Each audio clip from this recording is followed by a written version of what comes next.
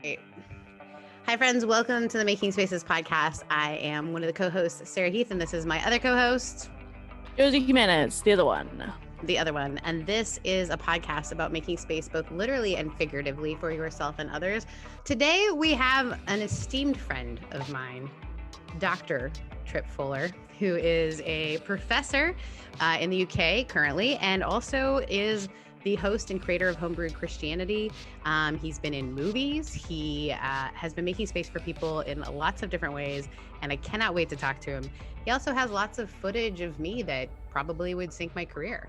Recorded stuff, I would think. Well, the last time we recorded a podcast, the 90 minutes that went out was the clean version, you know? The clean version. Oh. Yeah. Well, Tripp, the first question we always ask to get everyone chatting is, what is one of your favorite spaces and why? Okay, so I'm like, as someone that, has actually listened to your podcast, I knew this was the first question. So I had 3 answers. I'm ready. Okay. So number 1, if like normal world, favorite place by myself, in study with all my books out. So all my dead friends are there. Because I like to just look around, and I can usually see the spine of the book and then remember the ideas. And so I would just sit in my office with Post-its, and then I would like connect dots and stuff, and then would go write. Now I don't have that in Scotland. I feel like I'm like running with the arm chopped off, but I wouldn't have thought of that until I didn't have that space. My favorite with friends is like on the porch with a cigar, and you know that you're not going anywhere for an hour and a half, so you may as well tell long stories. I love it. But lockdown, Alicia redid our backyard. So Scotland, half the year, the sun's up till midnight, in the summer. And we moved here. Lockdown goes into effect 3 months later, and then you basically live in half the size of house in the United States. You don't know anybody. And now you're homeschooling with 3 kids. And Alicia's like, we have to do the backyard. She got a inflatable hot tub, greatest purchase ever. Oh, wow. A grill, a smoker, like a full picnic table with like a cover, made a giant slip and slide, like a kid swing, a climber thing. Like, we basically just bought everything on Amazon that would deliver, that you could piece together to liven up the outside. And now I'm just like, look for reasons for Scottish people to come over. I'm like, you just want to go sit outside? I love it. Yeah. But inflatable hot tub in lockdown, best purchase ever. I didn't even know those existed. Like, inflatable. I don't know. Yeah. So like a normal hot tub, like they're like thousands of dollars. These are like $500. And then if you literally aren't going anywhere, and let's say you moved to Europe and had wonderful European vacation planned with your family and thought this is a great opportunity to go to the University of Edinburgh because your family could see Europe, and all of a sudden that canceled. You're like, who wants to go to France, Brussels, and Italy? Let's just get a hot tub and sit in the same place for 9 months in a row. Yeah. So I was making that space.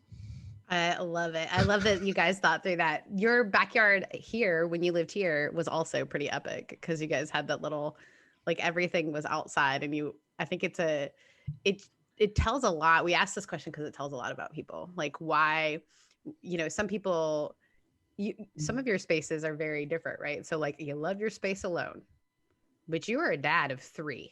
And so your space alone doesn't exist anymore. And how do you now make space for the humans that you are, responsible for, but also that you choose daily? How do you participate in their lives? How do you make space for yourself and others? Which I think is a huge question during lockdown. Yes. Lockdown. It did all sorts of things. So what was it like for y'all? Oh my gosh. It's still, we're still locking down. Has Scotland begun to open up? Not really, but we choose schools over bars, which is not hard. It's like hard for Scottish people. They complain about it, but Like the kids go to school. Our university classes, I've never had more than 3 of 30 in the class, because if one person in a dorm tests positive, they lock the whole thing up for 2 weeks. So people are just sitting in their dorms going to online versions. Do That you is so cool. have you had classes online or have you had them in person? Well, no, I'll go, and then you're in this room, and then there's like 2 people there. My last class, there was no one. Like, there's no one there. Just emails of people are like, "Hey, we're locked up," or, I tested clean, so I went ahead and went home. And I'm like, "All right, Bye. I guess that's good." That's, but they said I was better than the other professors during the professors. Other professors just complained about having to do multiple versions of the class. So it was philosophy of religion for master's students. So I was just like excited about the class, so. Yeah, you were stoked you would have taken the class. Well, I think it shows a lot about you, as well as I think about that you've already done, because you created Homebrewed Christianity, which is one of the first podcasts that I knew of that it kind of hit for people. Like, so you were in multiple mediums, you were email, you were podcast, you were gatherings. So it feels like to me, you've always understood community and space to need to be on multi-level. So I feel like you, compared to some of my relatives are Northern English, so somewhat similar to Scottish, those folks who maybe are stuck in a little bit of the way that they do it, to change when you've already like taught yourself how to do that. I think you might have had an easier time transitioning. Would you say that's true? Well, considering some of the other professors had never done anything online, I mean, I was at least comfortable with the internet. And they're like, "So exactly how do you record a lecture with the computer?" And you're like, Oh man. "Oh, I'm glad you have the endowed chair." Ooh. We Well, I hope they experienced don't that too. Yes. With pastors. We had some pastors who were like, they were online that day, ready to go. We had podcasted before, but we had not videoed things before. So it took us 3 days to get up and going. But for some of my colleagues, it was like, I don't even, what you want, what? Like, I don't understand how to, like, we send out an email once a month. Is that the same? No, like you're going to have to, and some of it's endearing. Like I watch some of ours is not perfect by any stretch of the imagination. And we do the best we can. And in a weird way, we kind of like it to not be perfect. I am speaking for myself, but I don't want it to be like a polished TV show.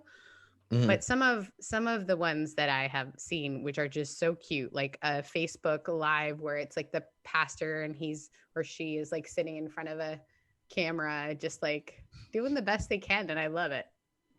Well, even like in our congregation, some of our older participants, if you don't send out that link, they don't know what to do with themselves. They need to check Right. their emails and have that link to click on, because they don't know how to get to the Facebook page otherwise. That's hilarious. One of the small perks of lockdown in Scotland is there's no need to get up for church here online, because all your friends are streaming their church services across the whole US. So you can sleep in, make a big breakfast, and then once little kids are occupied, you're like, "Which one of my friends is preaching on Facebook right now?" And I then love it. you just go that way, because we hadn't been here long enough to really know people. So I thought, I was like, well, this is a perk. I can just like sneak in on your friend's preaching, and then it doesn't get that weird thing where I've discovered that like if I don't tell my friend I'm going to see them preach and then I'm there, they're like, "Oh no." I would lose my mind if you were Like, if I knew you were there. If I knew you were there, just knowing how well read you are and how your memory is, like, I would be like, I can't say any Greek words. I can't say anything that's like just a aside. Like I need to think through. That's actually been the transition, I think, for me, is like I can't make jokes about my family because they listen. Like I can't, whereas before, like, because I don't have like my own family, but my extended family now participates. And it's so funny because I'm like, I used to like That's make funny. jokes like to be cute about like, oh, and then I'm like, oh, I need to think about, am I actually saying this right? And like, now I'm like, oh, I think I might have exaggerated that story in the past. So I better do fact checking of the story of my family, because now people are checking it out. And there is something to that of like realizing how big your community actually is. Didn't you get like a city in Canada wrong on one of them, and then your dad corrected you? Ooh, burn. Yeah. It was Sure like, oh well, did. this happened in Toronto, but it was really Ottawa. Saskatchewan. Or there you See, go. this is what I'm talking about. Your memory. Just forget. Just forget. Yeah, my dad was like, it was the mayor of Ottawa. And I was like, crap. And we do have quite a few Canadian listeners. So I can't even like just pretend that it didn't happen. Like we have to have a corrections corner because I'm an idiot. Well, here's one I used once when I guest preached. Got high response because I asked like, what can you say? Like, give a shout out to the person that is watching the sermon on the toilet. Like, you're like, that's such a good you're like, idea. oh, thank you for joining. Hey, and I just want to take it like, for that one person who's right now told their partner and their kids that they don't feel good, and shut the door of the bathroom, and somehow said, I'm going to watch Tripp preach right now. Thank you. I see you metaphorically. And then you go on. And you keep going. And that person's like, can he see me? Yeah. Divine intervention. It's the only time you'll ever get to give a shout out to someone taking a dump in your sermon. And people think it's funny as opposed to just really weird. You know? The pandemic really is just comedic gold. It just keeps on coming. It kind of is. Like, it's made me realize how much my improv skills are weird. Like the things that I used to just say as asides are now recorded forever. And in the podcast world, I'm just kind of used to that. And I think I'm like used to that medium and me being a little more raw or whatever. But in sermons, like Josie and I in the very beginning had these conversations because Josie works for the church. She actually does all our editing, where I was like, I should just do it in one take. Cause otherwise I kept recording and like trying to get it perfect. And half the time was me going like, what is wrong with my face, or what's happening with my hands, or what am I doing with all these things? And it was never meant to be that kind of medium. Like when you're teaching or preaching, you're really just sort of like making space for that moment. And now that moment is forever, solidified. So it's a different kind of thing. Yeah. I found that, like, you know how most Sundays when you plan and things go how you plan in the morning, like you have your routine and you're like, oh, I'm entering preaching mode. And you're like, you're looking over your notes and stuff. And like, when you get to that moment in the service where you're going to preach, like you've orchestrated your day to be in the zone. Like you don't get to do that when in lockdown, because the rest of your peeps, they don't cooperate. And honestly, like most of us are just like, why is this happening to me? And so but that mode of like, a couple times when I've like guest preached and I'm like doing my normal like pre-preaching routine, but I'm doing it at my house and everyone else in the family is like, wow, Dad's being real weird. I'm like, this isn't weird. I normally do it in my office and no one judges me. And then like, and before I go out to see anyone, I always listen to the same 5 Iron Frenzy song and sing it really loud in my office.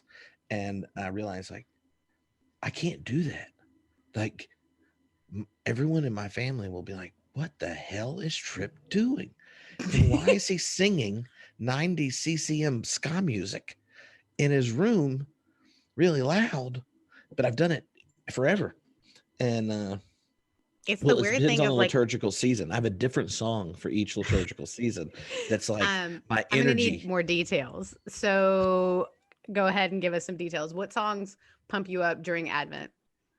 Oh no! So Advent then is the John Foreman, the Lord's Prayer song, but Lent through Easter is Every New Day, the 5 Iron Frenzy song. One of the best songs ever. Like, it is a good song. It is, but they're like good songs to sing loudly, right? So you're getting all your energy up, and they capture like if you communicate one thing, that you're communicating with your energy in that space versus like what you're saying. Like these songs get it. Like so, if you think of Advent and the John Foreman song, it is this like putting the Lord's Prayer, but then it's like I'm really dumb and I freak out about stupid stuff, right? So all of a sudden, this prayer that is always in our liturgies is put down into the mundane part of our life. And then at the end, in the bridge part, it's like, no, it's like in that very place, hope and transcendence starts to rupture through.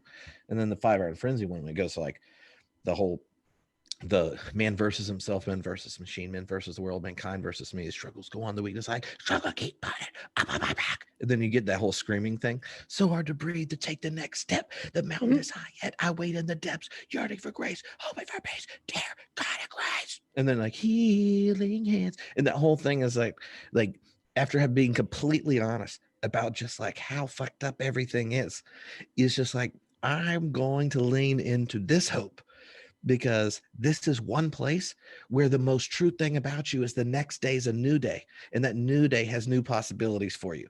And so like whatever is energy in that, like if I'm singing that song, I lean into like much more less conflicted Tripp at 16, who's just like skanking and feeling really cool. And at that day, Tripp, if you asked him like can God bring newness out of everything, I would have said obviously. Now, probably, I'm like, I don't know. I now Dr. So. Tripp is like, I don't know. He's like, yes, footnote. And so like that song puts me in the energy of like Easter on the horizon. Anyway, so. No, that's incredible. I actually have lyrics to the John Foreman song tattooed on me. So on my foot is tattooed the words, not a note is out of tune. And I tattooed that on my foot after going through a really hard breakup when I was 30, and having a sense that like everything I thought was going to happen fell apart. And this is a several year relationship, and when that we were planning on marriage and all that sort of stuff. And so it felt like all like 16-year-old Sarah would be like, that's not how God works. Right. Mm-hmm. And that song just like, I look out the window and the birds are composing and not a note is out of tune or out of place. So why do I worry? Why do I freak out? Mm-hmm. And I love that the song both allows space for him to be like, but I still do it. But this is also true. And mm-hmm. So I tattooed on my foot a place that I would see it daily.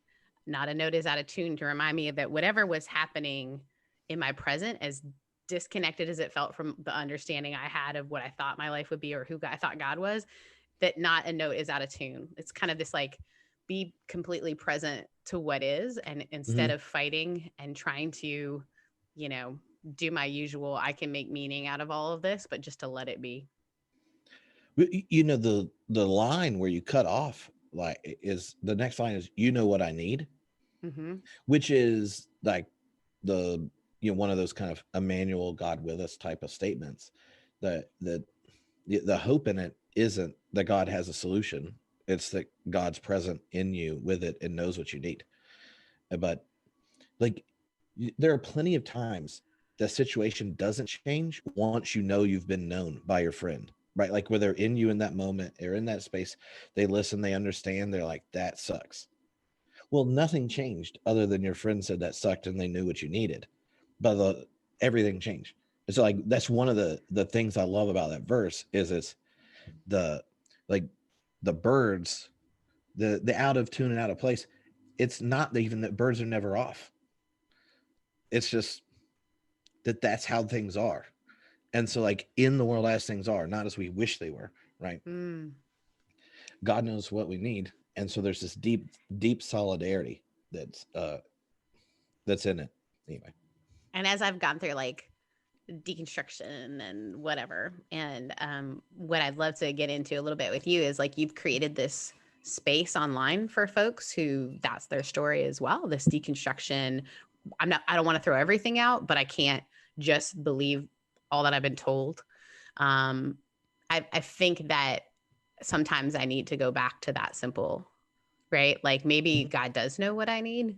And some days I can believe that and some days I can't. And I think that's the reality and the honesty. So can you kind of give us a start or give us a little bit of a background? Because Josie's like 25. So she's like a baby.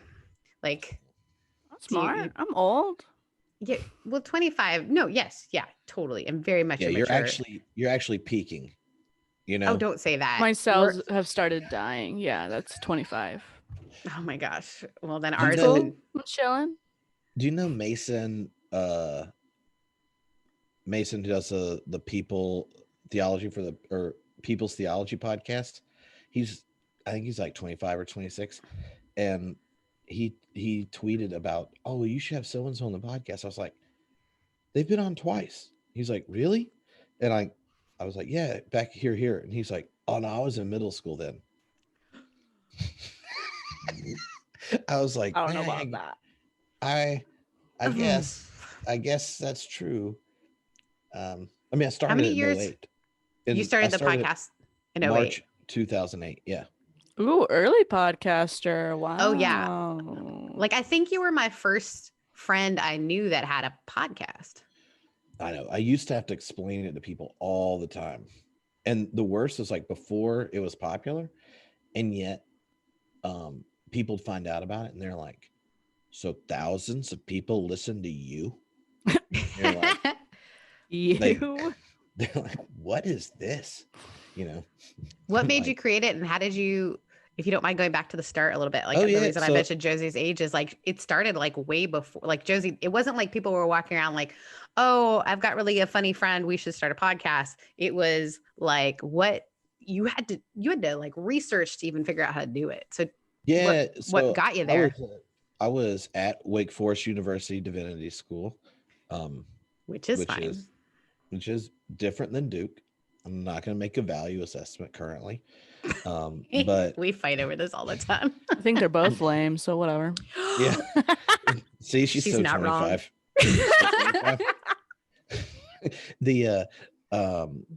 And we had a theology beard group at Divinity School, and we would have guests come, and I recorded one to use for discussion group at church, my theology book club at the church I was working at, and that I would put the interviews on rewritable CDs, and then they would give them back. And so I'd interviewed a few people that because if you've ever ran a book club, for those of us that read the books, it's really cumbersome to have to spend the first half explaining to everyone what was in the book that everyone bought and didn't read. And so I decided, well, I figured out how to record Skype calls because I would hook it into my recorder for music and stuff. So I'm like, oh, okay. So if I call people, I can record the calls and then I'll put them on these rewritable CDs, and then everyone in the group can borrow them. And then at the end of the month, they'll at least have listened to the interview, so I don't have to explain the book and we can just discuss. So you'd be interviewing people who had written the book. Yeah. And then my friend Chad was like, Tripp, have you heard a podcast? And I'm like, no, I don't know what that is. He starts explaining it to me because he told me Kevin Smith had just started one. I'm a very big Kevin Smith fan, and he was one of the first podcasters. So then I listened. I'm like, that's cool. So you just talk and it's on the internet. And so he helped me set it up. And so we started the podcast. And by the time I had released all the episodes that I had recorded on discs, there were like, 700 or 800 people listening, because it was the only Christian podcast that liked gay people and the planet. There weren't a lot of them at this point. So you had like mega church people, you had like the Southern California New Age guru persons, and then there was like Tripp. And so if you typed in on the internet rather quickly, because they're popular things to search, it's like, oh, Walter Brueggemann or whatever. Like I had it. There was no competition. Everyone said yes if they knew how to use the internet. I just kept doing it, and you just kept asking people like big names like Walter Brueggemann. I mean, you're like, when you just start like throwing out, oh, our book club was reading a book, and I just asked the person who wrote it. I know. I was gonna say. People weren't used to being asked to do that, and so it was such like a I need to promote my book. If this guy's into it and he's got all these listeners, that's so much easier than putting it on. At that time, getting your book out meant having it. You had to have it in Barnes and Nobles, and people had to be talking about it, and it was so different. Yeah, and you could have answer the critics' questions at BeliefNet. That was like the big religion site then.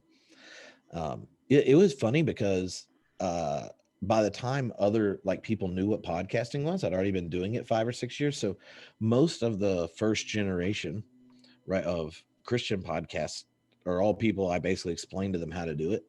Yeah. And then I would start trying to talk people into doing it, because guess what?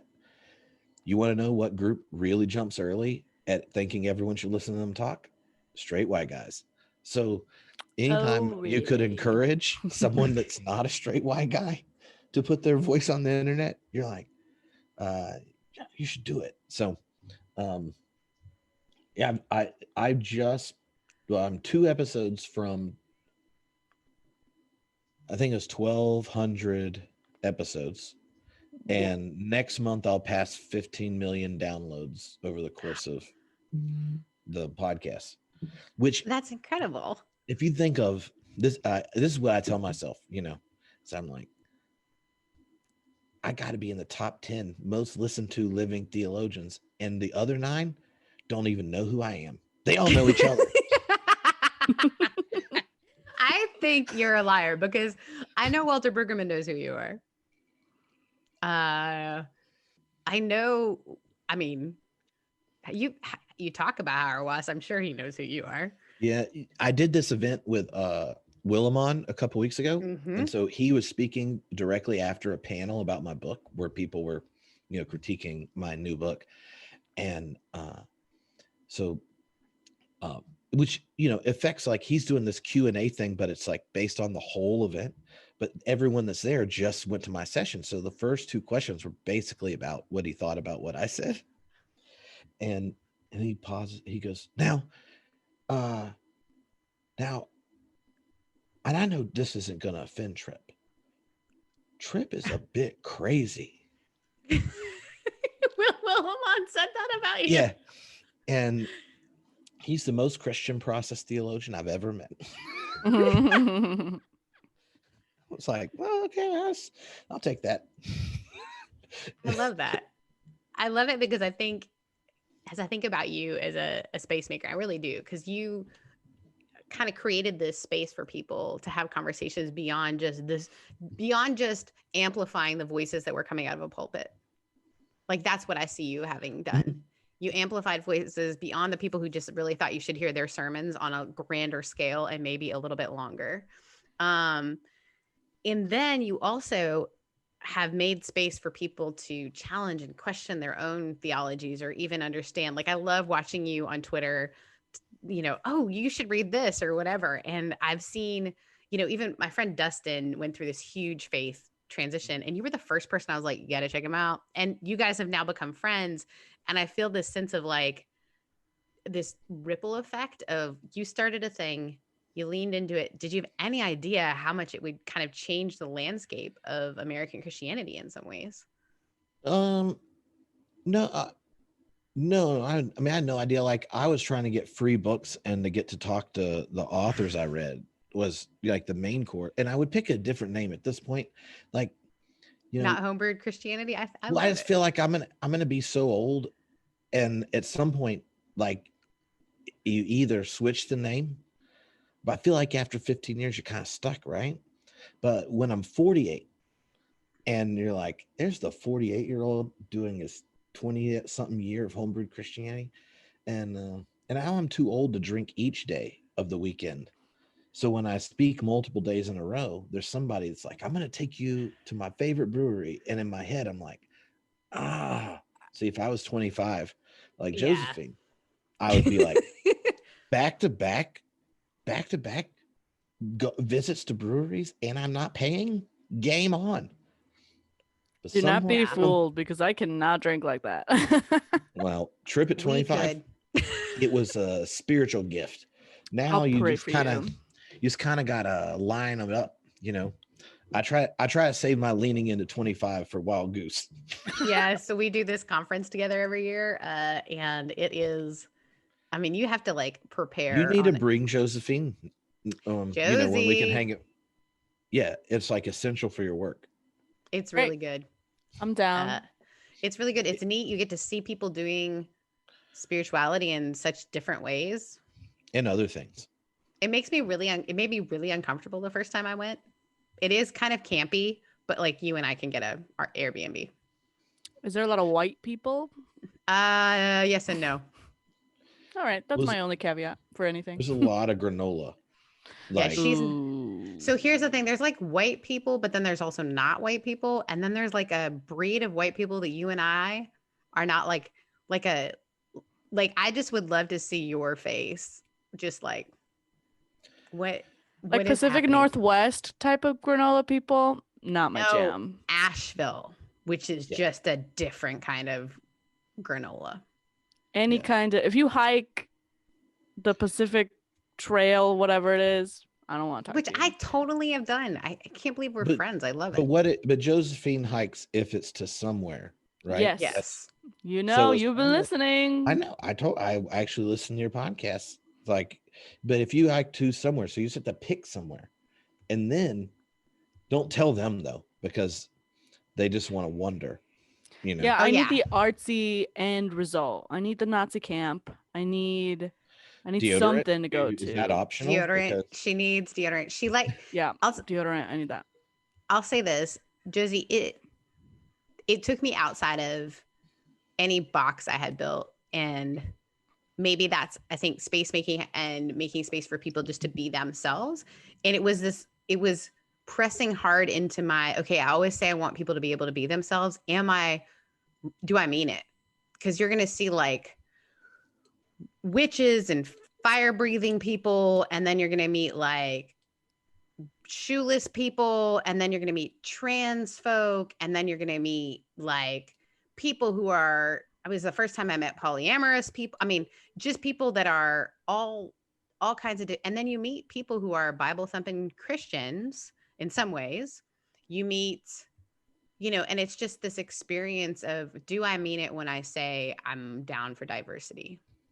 Oh yeah, that sounds like my jam. As somebody who like really invested in the LA lifestyle, I'm real comfortable with all that. There's a lot of different types of people down here. Yeah, I think you'd do great. I think you would, but it trips, you know, both of us have speak at it every year that we go. And it's a neat experience to hear how people are reacting to your work from all over. Yeah. and occasionally it gets awkward when somebody without a lot of social skills came to hang out with you, and you're like, I don't mind talking to you once, but don't keep showing up at my campsite while I'm making dinner. Ooh. Yeah, because that's the thing. We're all together and nobody gets paid to do it in theory. And so there is this like, well, some people's housing gets paid for, but there is this like normalizing of like everybody's at the same level, but it's a weird thing. And you do something called donuts and bourbon communion. Is that what it is? Yeah, well, it's Whiskey? it's communion with bourbon and donuts. I It's hate bourbon. Oh, I well, like it. if you drink it with a purpose and not just cuz. You might like it. Yeah. All right, blood of Jesus. Have you had you're right. transubstantiated Evan Williams? Can't say that I have. I know. That If needs to be my grandma heard you, she would. Don't drop it till you rock it, you know. The what I was going to say a minute ago before I derailed us, you know, one of my favorite things about being on other people's podcasts is making it painful for them to have to decide how to edit it. About the, I mean, you mentioned asking what I was doing in the podcast, like the whole metaphor of home brewing. I mean, I guess it's obvious until, but like a lot of labels, you don't think about the name of it, and then you're like, oh, that has a purpose. Is, yeah, like most Christianity that people experience, I think of as like Bud Light Christianity, you know, where It tastes like piss. It's made in large amounts. I'm loving this. It only fills you with the Spirit if you drink a large volume of it held upside down. Probably learned how to do it at a very patriarchal Greek institution in your late teens, which is, the best example of Christendom, right? Right. Too much patriarchy in Greek institutions, and the Holy Spirit only works in inappropriate ways. So the whole craft beer revival and stuff, when we first started, it was early in that, and the popularity of homebrewing. And like when you get into craft beer and homebrewing, all of a sudden you realize, like, oh, beer can have flavor. Like, it's not just something Piss water. that yeah. And there's like a huge diversity of ingredients and palates and all these different styles. And there's like a rich tradition. And I feel like most people that leave their faith behind for really good questions or experiences that don't make sense are ones that were like, look, I've had high quality, super fresh, cold Bud Light, and it's not good. Right. Yes. And then you're like, set aside. So homebrewed Christianity was my goal, and like my goal in making space. Like if you're a nerd and go through the list, you're like, wow, you could never have a university that employed all these people because they're from different denominations, from different theological perspectives and all that.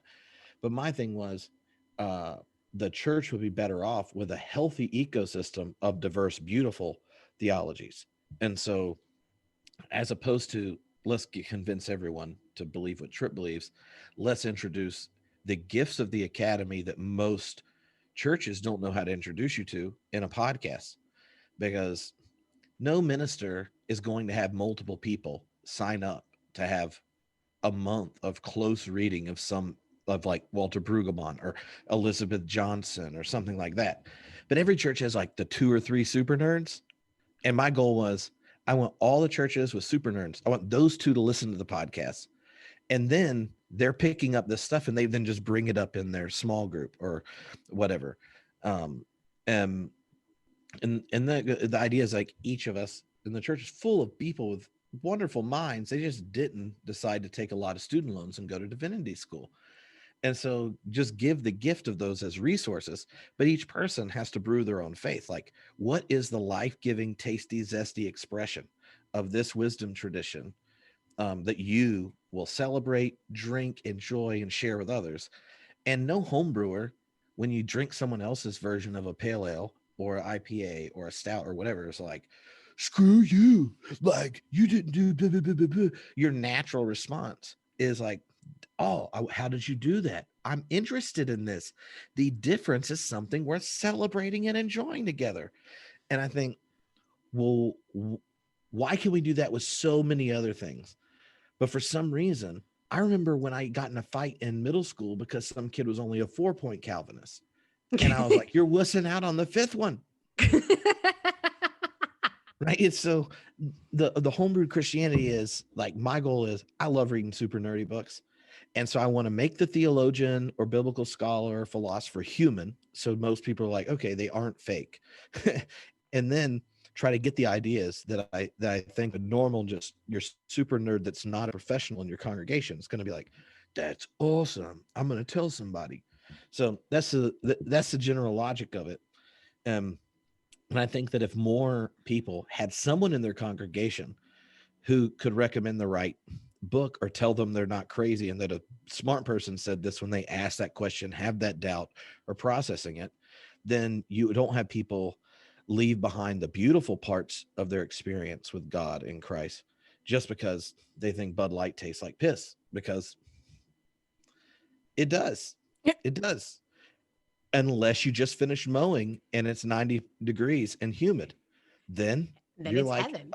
well, this is the one rare moment. This is preferable. Mhm. Yeah.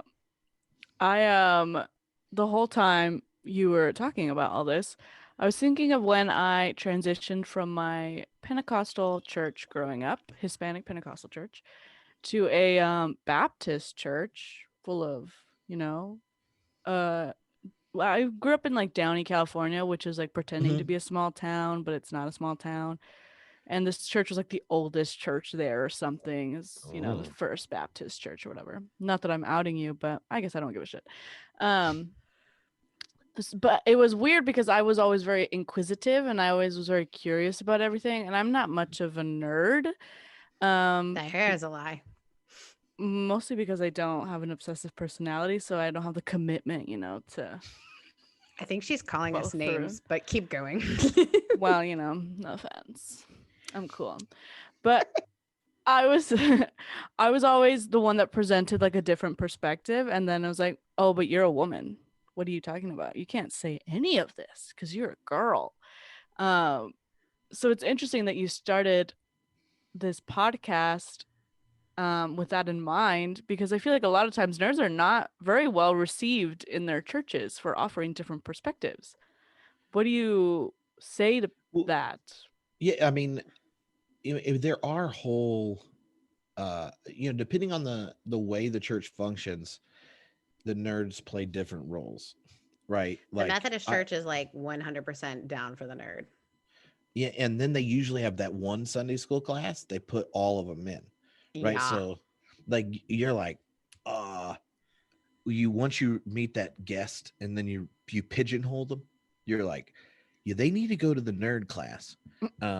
When we first moved back to North Carolina, we're visiting churches, and then it was like the first time neither Alicia nor I are working at a church, so it's so weird visiting ones not for job interviews, right? Like just to go to one. And because my parents were church planners, so it's been my whole life, like, your family is connected to a church. Now you're just like going to one, and we found one that literally had the nerd Sunday school. Alicia's like, I don't work at this church, I'm not going to Sunday school because they're going to immediately get me to volunteer for the children's stuff, and I've done that for years to get paid. Like, I just want to go to church and like let other people tell stories to my kids, and I'm like, well, I want to go to one with the super nerd Sunday school group, right? And so, like, when the usher was talking to me, like, what do you do? And I'm like, I have a theology podcast. He's like, yeah, for your job. That's it. He's like, well, you got to go to this Sunday school class. You go in, and like, there are 12 people, 9 of them with PhDs, and you're just like, yeah, this is what I'm talking about. And so, like, a lot of churches will have like that place you stick us, because they're like, That's been the hard part about mine. My church has, like, the church that I'm currently serving, there every Sunday when I preach, and now it's even more so since we're broader in our reaching or whatever, but I would look out and be like, shit, there's 6 MDivs and like 3 PhDs sitting in the room right now. And I have to just be the one who's up here like, hello. And that's why I gave up this idea that I'm the keeper of the knowledge. And I think that's what you have to do is like, our church is filled with nerds and people who like want to question. And I think that's what I attract is the people who want to question because I'm questioning. And I think that's the experience you've had, right? When you're willing to open up the space for questions, the questioners show up. But it makes it really hard because you have to normalize questioning and you have to normalize that I'm not going to have all the right answers. And you really give up a lot of control in it, but I think it's better than feeling like I'm going to bring you something and it's going to change your life. Instead, it's like, I'm going to journey with you and our lives are going to be changed. The other group, like, thinking of what Josephine said is, and I should have thought of this when you asked the question, it's like the earpiece nerds. So I've had multiple emails every year of someone that's like, Tripp, the only church in my town that's not boring as hell is an Acts 29 church. So we go to that, but I listen to your podcast during the sermon. And that makes me so happy. They're like, there's not any churches that's not boring and that has 3 people under 50 in it. Like, if you think, I mean, Los Angeles, that's different, but in a lot of places, that's very true, right? And so it's like, do you want to actually enjoy the aesthetic of the worship service and have Neo Reform Bro preach? Or, like, you support the content, but not the form, right? So you regularly get in that situation. And so there's a whole group of people that are like very into the podcast and they listen to it in church in their earbuds. There's even some that are in the choir. And I'm like, this is hilarious. Oh my and gosh. and so I imagine they're in a similar place like Josephine was talking about, where the nerds, like, they don't want to raise their head out, right? Because they really just are there for the community, the singing, the art, the fun stuff, like fried chicken, maybe if you're in the South. But you're not there for, you're like, you know, some people have the gift of teaching and some think they do. And so I think I'm just going to listen to podcasts while they're talking, you know? Right. It's the content. And that's why making spaces is so important, because we have to start actually asking about our form and our content. Because usually we ask one over the other. Oh, and after we moved to Scotland, you know, I was like, oh, this would be interesting. Like, I mean, Los Angeles, not like the most Christian place ever, but like the UK is even less, except they have a state church that's all over up in people's business. Like, we went to children's last Christmas children's Christmas pageant at Cora's school. She was 6 then, and they had like all the kids acting out the Christmas story, and yet like 3 of them are going to go to church on Sunday, you know. And I'm like, this, no wonder, like, you're just shoving this stuff down people's throats. And then they had like a Muslim girl playing Mary, and it's kind of great. I mean, they obviously believe in Mary and virgin conception. But then, like, when Muslim girl's holding up Jesus and says, "Our Savior and Lord," I'm like, I don't think that's that's not how that works. Like, you know, I'm sitting there and I want to be like, I work at the University of Edinburgh and my office mate is a Muslim historian, and that's really inappropriate. Like, You're wrong. that's not how they roll. But the people that have remained are ones that are so in love with the high church Anglican and Scottish thing. They just dig that. But if you want any aesthetic outside of like high church Anglican, it's from some like Americans that are church planting or here. Australian. Yeah, with crazy fundamentalist stuff to it. Mm-hmm. And so all the American graduate students are like, we can't decide what to do because, like, I have friends that are female PhD students, like writing queer theory and theology PhDs, that go to some Hillsong church where they won't even let women talk. And they're like, yeah, it's the only one anyone our age goes to sing. So all I have to say, I feel like you should start church playing network, Sarah. And so there should be like one not shitty and not boring at the same time church in like all the cities with 100,000 people in it, right? Like, if you go to Timbuktu, listen to the podcast. But if you're like in a decent city, there should be some church that's like, we have songs that are not boring, sermons that don't turn your brain off. You can pray, enjoy the music, and like Jesus gave people the planet and like justice at the same time. Like, and we're not even going to argue about most details, just because we realize we just need critical mass of people that want not shitty Christianity and not boring ass service. Like, that sounds homebrewed. But I from the podcast, I connect with thousands of people that live in places that don't have a church with an aesthetic they can connect to and an expression they'll tell their friends about. And I'm like, so, which I'm glad they just tell their friends to listen to the podcast, which I mean, I'm not against. But I don't know how your experience has been, but not having like in-person worship services and things, it makes me less optimistic about doing this online, not more. Like, I don't think we just spent a lot of time doing this, so we figured it out. This is going to be good. I think, wow, we really need people to get together in person. That's been my feels. I literally started a podcast about how important proximity is, just after reading tons of study. Actually, a couple of years ago, I was getting ready to speak at Wild Goose, and I was talking about spaces and making spaces. And I started reading all these, because I'm a super nerd. I started reading all these studies, psychological studies, that we actually will never change our opinion about things in healthy and whole ways unless we're in proximity with people who think differently than us. And sometimes churches can actually be the place where that happens. But you're right. People are just choosing to piecemeal together what makes them comfortable. And I'm not saying you want to like be listening to the most conservative sermon if you're a raging liberal or the other way around. It just, in order to move at all, we have to be in community together in some way, shape, and form. And I think we've lost the ability to do that in really healthy. I mean, especially here in the US, it's such a, like, this is our side and this is our side. And I come from a denomination that's really dealing with it. They've tried to like tell people who they're not as an identity. Like we are not that church, instead of figuring out who we are or explaining why we do what we do. I think liturgy can be beautiful if you know what it is, but if you're just like walking into it and it's not participatory, it's just like, why do we do this part? Why do we do this part? And it's always a call and a reminder to me, like, hey, we got to like explain this stuff so people aren't feeling like they're the Muslim playing Mary. Like, what, I guess it's just a thing that we're doing. Yeah. I remember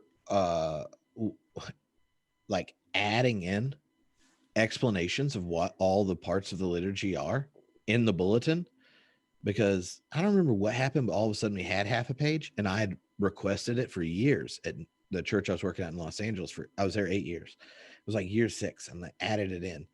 And the first Sunday it was added in, I said, oh, we added this new section in, and I just want to point it to you as we go through today. After that, people have been in that church forever. They're like, so that's why we do it in this order. That's really thoughtful. And I'm like, what? You know, if you are if you like took a class on structuring liturgy, you forget that other people may not understand the order and why you do it that way. And you're like, well, why are you here? Like in your head, all of a sudden you're like, well, you come, but you don't even understand what we're doing. And I think I got these like crazy emails where they're like, I've been at this church for 38 years and I had no idea why we did it this way and this way. And I'm like, I thought, why do they sing that same song every week? And it's a doxology, you know, and they're like, oh. Yeah, that's been the weirdest thing about growing up, is realizing that people just don't have any questions. It's coming from somebody who's questioned everything. There's just people who are just like, I've always been told this is what I believe, so this is what I believe. And I'm just like, but why? Why? And what's funny is like simultaneously wishing you were drinking what they are drinking and judging them, right? Like you're like, I wish I could turn off my critical whatso's and just be like, I just love that. I just felt the sweet presence of Jesus. I want to be good. And then you're like, I can't do that. And then once they realize that they can, I start to think, I'm judging you. Is there some way your life is deficient because you don't lose sleep about this? Because I always feel like that guy in The Matrix, which you might be too young. It's a movie. Okay, The Matrix. The guy who was like in the team and stuff, but then gets reintroduced into the Matrix. And he's like, I want to eat steak every day. I don't care if it's not real. I just want to believe it's real and be rich. You know, he's just like, I wish I could undo asking any of these questions. And sometimes I always think that, and we're like, I don't know if I'd understand myself without them, but when people don't ask them, you're like, how is that possible? Well, and I think we've been told they're dangerous. Questions are dangerous. Yeah. Well, that and QAnon, you know. Oh my God. Come on. Dumb people must be real happy, you know? Oh, don't. I'm just saying, they don't got to think about nothing. They don't lose sleep over anything. They're just like, yep, gay people are bad, and that's it. I don't got to question why. Until they have an experience that goes, this is why, you know, Tripp knows this about me. I think the quadrilateral is the sexiest theology of all time because it makes space for experience, right? So it's scripture, tradition, reason, experience, and none of them can be separate, although your boy Will Willimon says scripture is primary of the four. Anyway, but there is this like sense that we can't just discount my experience of I meet my gay cousin and they seem like a God-given gift to their partner. What do Mhm. I do with that? And I think we can't force people into experiences. And that's why communities that are helping each other experience things, we've just created these silos. And I think the internet has both created it and also broken it down. There is opportunity, but I'm wondering, like you, what it's going to look like when we are back in each other's lives. Well, so I had this really, I don't know if you call it a nightmare or not, but it did make me think of this like moment, like the first time, like, oh yeah, we can all just like go back to church in person. And the congregation we were going to here before is this like small Scottish Episcopal church, but they use the Iona liturgy. So it's like all like folky Scottish Irish music, and it's in the round and art, in a little art thing, but it's like all hippies, like that generation, and then like 3 families with kids. But it's in the round. The kids have their like own little area, so it was working out compared to the other options. And the people are great, but I'm sitting there going, like, most of them are introverts, except for like 7 or 8 of them. Do you realize what's going to happen the first time, like I'm at a church in person again? My extrovertness is going to explode. Like I'm just going to be like, game on. There are people here. Like, and I'm going to be like walking around just like, who wants to start a small group? I'm ready. Right. You know, like, and then I was like, imagine introverts just had a year off of relationships. And then they see me coming, you know, and I'm just like, I'm going to walk into that service and be like, dial it back, Tripp, dial it back. They may not have longed to hug people they only knew for 2 months in person because they just moved here. You, on the other hand, you're like, I've seen you on the YouTube videos of worship the last 9 months. You wanted to hug me, right? Like I want to hug. Like I just had this like moment where the introverts are trying to figure out what to do in a social setting with all these people again, and the extroverts are like, let's just have a group hug and plan things to hang out. Like and I had this dream that like some of the old ladies told Alicia to tell me to dial it back. And, you know, like the service is ending and I'd like already made greeting time awkward for enough people. Alicia's like, hey, Tripp, after the service, maybe just talk to your friends from work. I was like, no, like, I think so-and-so's interested. Maybe we'll do something, blah, blah, blah. She's like, no, they told me you were kind of creeping them out. Oh my gosh. I feel like our church attendance will probably skyrocket. It'll be like an Easter Sunday, the first Sunday we come back. Mostly because I think people are finally tired of, going to churches that they just don't really like. They don't agree with, It's They're hard. over it. All right, Tripp, you have been fantastic to talk to. You are one of my favorite humans. And this has reminded me why we should just Zoom each other for no reason. But I have to ask our closing question as we're getting towards that time. What is one thing people can do practically, like one tangible, practical thing they could do to make space for people or themselves? So I also knew you were going to ask me this question. And so, like, in lockdown, if you are in a house with a bunch of people, I found like there's not a lot that's happened for you to tell each other about, right? Like, you don't have a real life.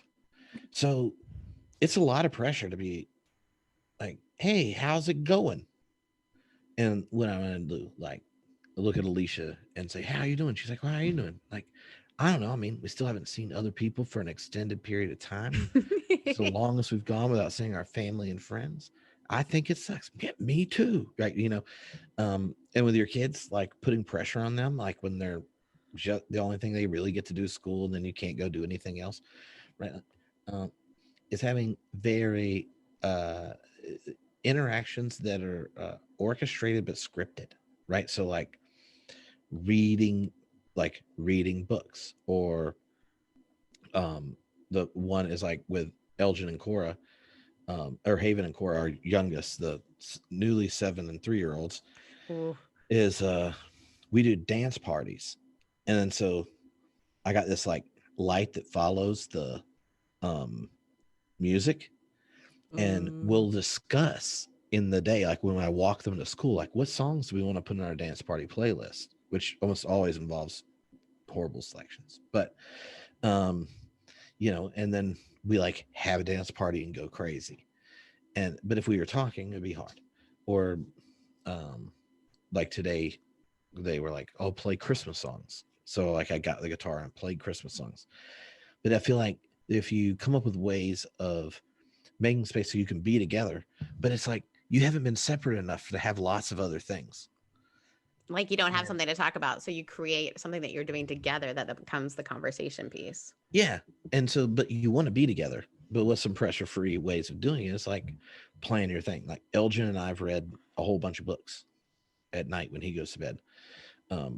Like he'll pick something and then I'll pick something. And he's like sat through me reading like things I thought were a good idea and then realized probably not. Like Cardinal Newman's like lectures that he gave to these high schoolers. You thought that was a good idea? I read it when I was his age. And like he's like, you read this on purpose? And I was like, yeah. And he goes, and did you understand it? And I'm like, yeah. But I'd read a lot of these other things he mentions in it, you know. But that makes for entertainment because then it's like that he's giving me a hard time about it, and then I have to explain it to him so he understands it. And he's like, oh, okay. Yeah, I guess. He's like, Dad, sometimes I just think I don't want to think about that long. I just want to try to love my neighbor and my enemies. And I don't worry about what did you say? Ontological priority of the future. And I'm like, we don't have to worry about it. As long as if anyone asks you, you're like, you tell them you agree with me, right? Like, oh my gosh. That's why I was telling him, like, look, here's what you just say. If it comes up, just repeat it. Repeat things I said. Which, okay, here's a funny story of as he all these state church things, they force them to take religion classes, right? Because nothing helps you, I think, spread the revolutionary love of Jesus like state coercion and indoctrination. No. Yeah. It makes it super popular. Amen. So Elgin has, I mean, if you think of all the people that normally would hang out at our house, like because of live podcasts or spend the night, like he's friends with all these different theologians and stuff, right? So he'll hear us talk and things. So he picks up on stuff and then we'll talk. So he knows way more than he'll ever admit. And so he comes to me after school one day. He goes, Dad, I need to ask you something. I don't know if I was rude to my teacher or really helped him out. And I was like, what? He's like, what's the religion class? He was introducing monotheism, like Judaism and Christianity and Islam. He was talking about God, and then someone in the class gave this like criticism of God, and they were like, well, believing in God's like believing in a flying spaghetti monster, which is like this new atheist thing. And he went on, it's like explaining what happened. And the teacher goes, well, Christians and Muslims and Jews don't believe in a flying spaghetti monster. They believe in a different God, right? And who's not a spaghetti monster. And so it's different. And the guy's like, yeah, but the whole point of the disproof of God is that it's a real thing. And if it's real, it should show something. And Elger like raised his hand and he's like, I don't want to be mean, but I'm pretty sure predicating existence onto God means that you're not talking about monotheism, because God does not exist. God is eternal. Like definitionally, God doesn't have a beginning or an ending. So God's not a thing, an object anywhere, like a spaghetti monster that flew would be.